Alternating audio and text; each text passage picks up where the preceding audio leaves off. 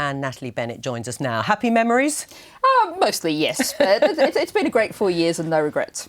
No regrets. No. When did you decide to step down? Because we had a chat, I can't remember when it was exactly, but not that long ago, and you said that you hadn't decided or you didn't want to declare. I thought you'd made up your mind then that you were going to step down, but you just didn't want to make it public. Was that the case? No, I mean, basically what I did was I fought the elections that we had a couple of weeks ago, was entirely focused on that, and then I created some time after that. So it was literally a few days ago that I made the decision. So what made up your mind? Well, I think I went back to my proposals that I put forward when I stood for leader 4 years ago, and I said I wanted to grow the party, I wanted to make ourselves a truly national party, to win our place in the national debates. And I thought I've achieved those things. 1.1 million votes in the general election, being able to look David Cameron in the eye in those leader debates and say, why are you so failing to deal with the issue of Syrian refugees? Looking back sort of on the lighter moments when I had yelled over the top of Nigel Farage and Ed Miliband, who was trying to talk over the top of me in the second leader debate.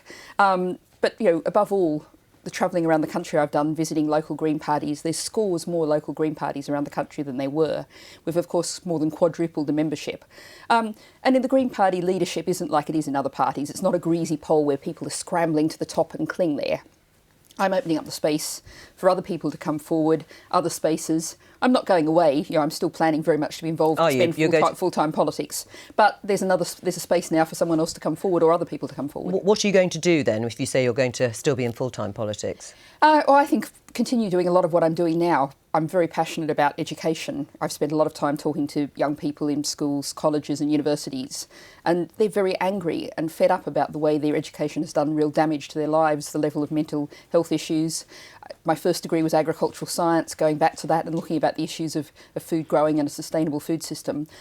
As leader, I've had to cover everything. This will be a chance to focus a bit more and really focus on some of the issues that I'm very passionate about. Do you think that was your difficulty, if I put it like that? Because you yourself admitted that there were times when it was bruising to be leader, particularly from a media perspective. Was that in part having to cover so many areas that perhaps some of which you didn't feel confident with? Well, I think one of the problems is, the resources that the Green Party has, even though we now have more than 60,000 members, 4 times the size we were when I was elected.